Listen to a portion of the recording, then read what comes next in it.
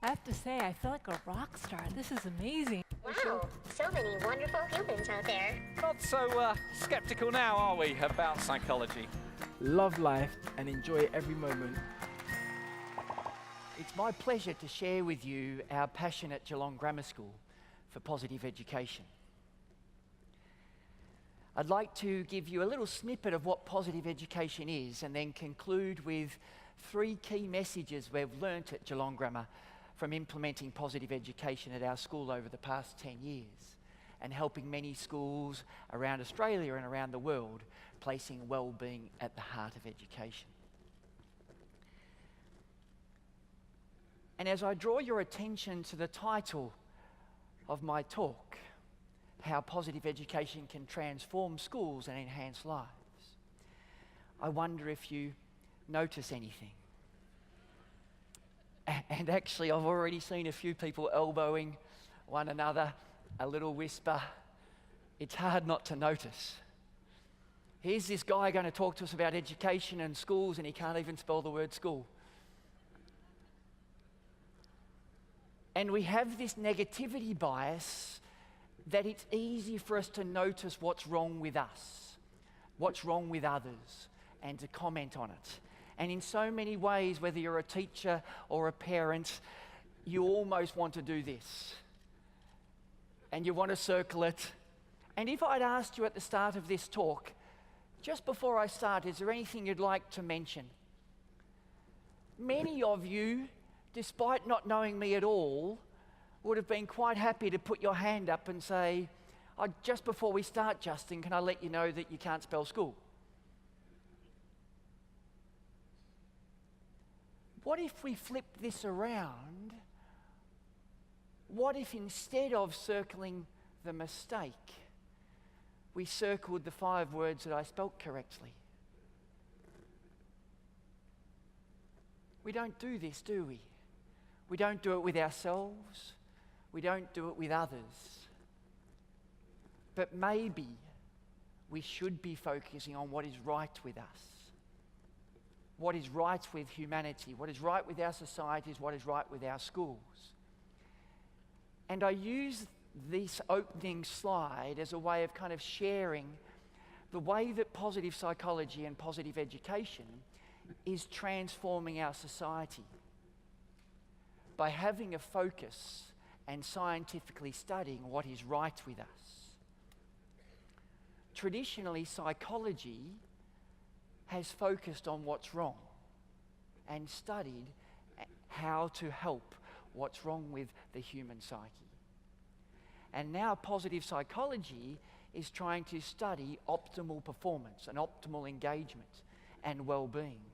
And positive education is endeavouring to take those lessons, take those applications, and where appropriate, introduce them within an education, within a school environment. I certainly don't want you to think that both approaches aren't valid. As a son who has had a mum suffering from obsessive compulsive disorder all my life, I'm very grateful for the work the field of psychology has done to support mum and others, thousands, hundreds of thousands of others living with a mental illness. But positive education is saying, can we understand, can we study and research? How do you nurture resilience? How do you foster social and emotional skills? How do you increase engagement and empathy? How do you promote and foster hope and a meaning of purpose in young people, in all of us?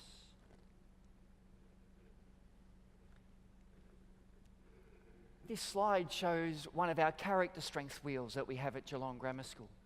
And it features the 24 character strengths and the field of character strengths that Professor Martin Seligman and the late Chris Peterson led the development of almost 20 years ago now.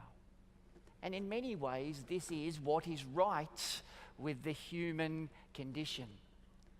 These 24 qualities, as our young students explore these 24 words, this language of what is right with us, and consider how do they nurture it within themselves and how do they spot it in others, And of course, at the same time, understanding the shadow side of each of those 24 character strengths.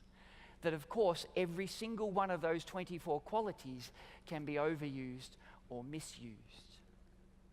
But this language of what is right, our character strengths, harnessing our unique signature strengths, is a powerful foundation in positive education.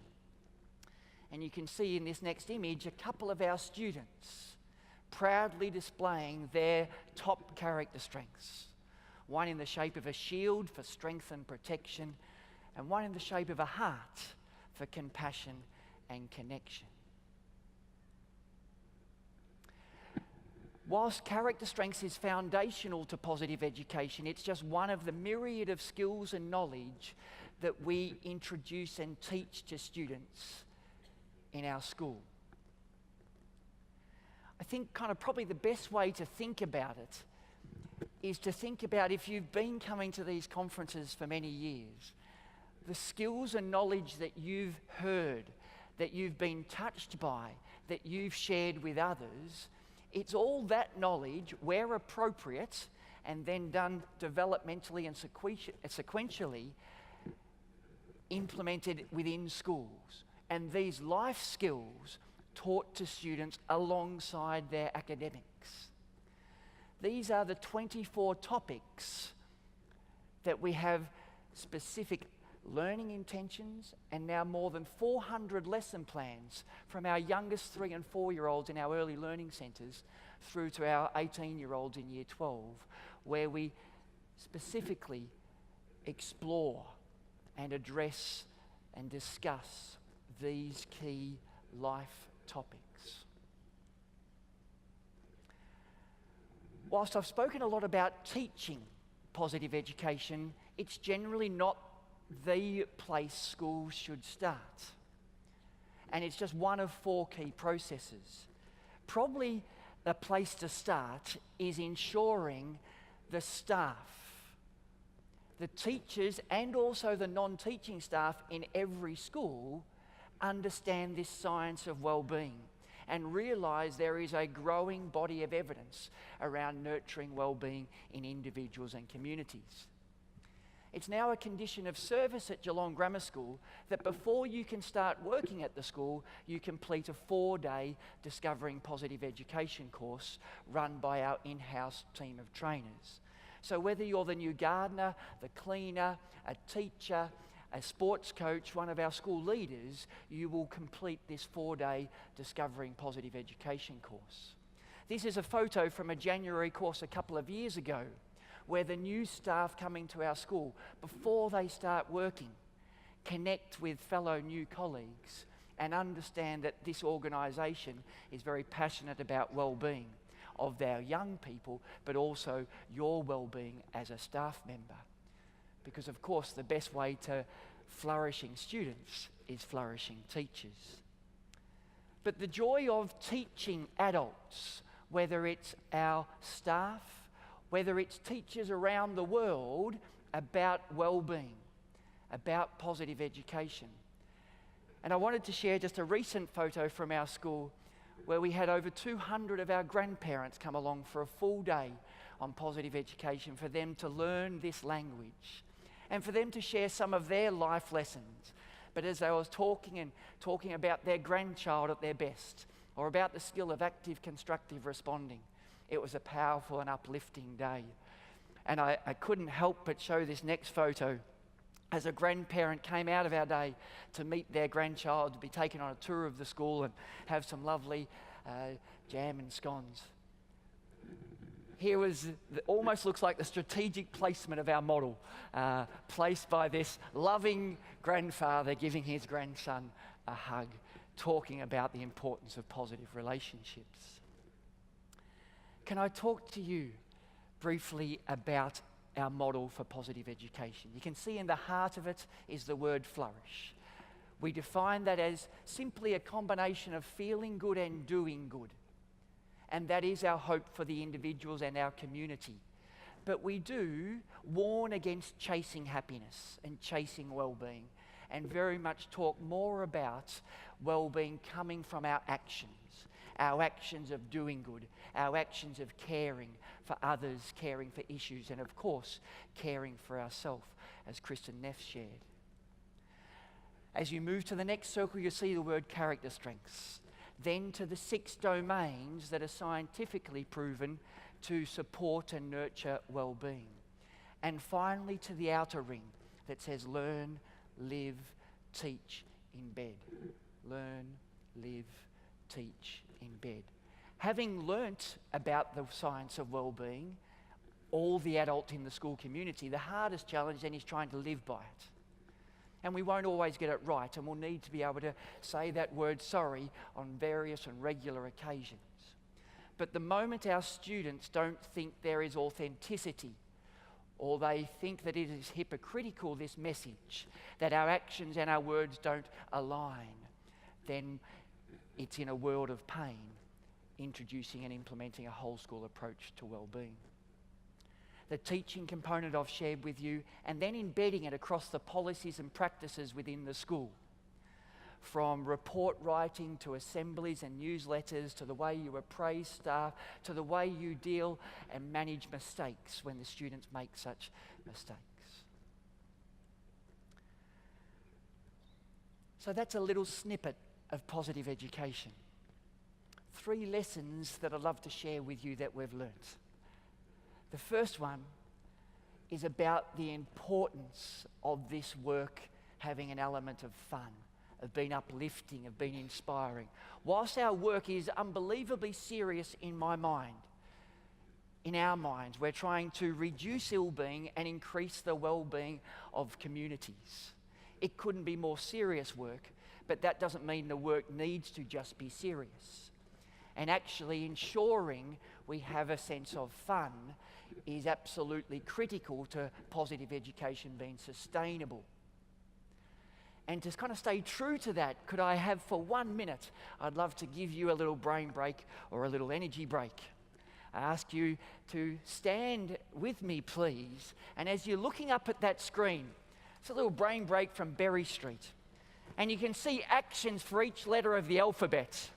And your mind just starting off by actioning your first name. Go for it.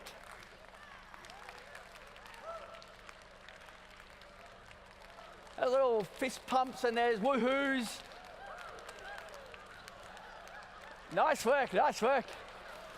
Sounds like some are going the middle name, now you're going the surname, you're having too much fun.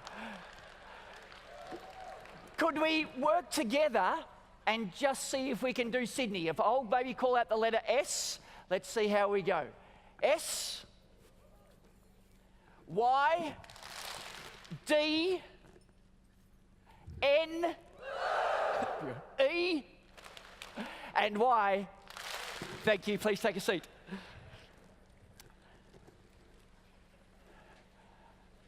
How we get energy and connection into our classrooms. It was lovely to see you for a minute too, as the lights came on. The second lesson came after various conversations with students. And in particular, I remember when a student said to me, he said, I don't particularly want to be told how to live my life. I thought, fair call, hard to argue with.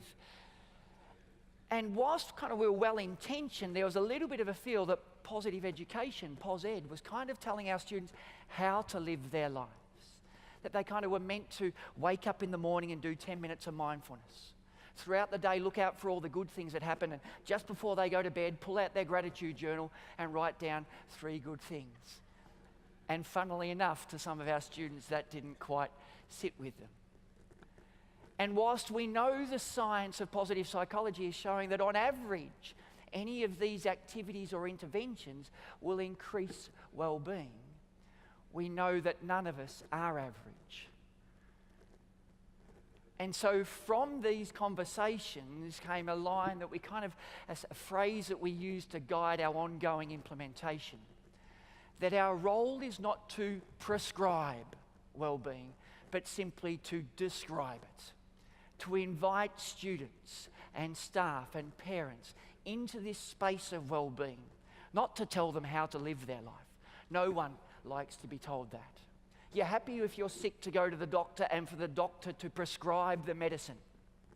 But well-being is not like that. We are so unique, so diverse. It is up to us. So we invite people into this space to learn the language and the skills and the knowledge so they have a toolkit that they may choose to apply at different stages and times in their lives. The third lesson is this idea about the difference that you and we collectively make to our young people. Well-being is both caught and taught, and quite possibly it's caught even more. So the way that you interact with your children, the way that you interact with your colleagues, the compassion you show as you interact, the self-compassion you show to yourself. All these are examples of role modeling well-being.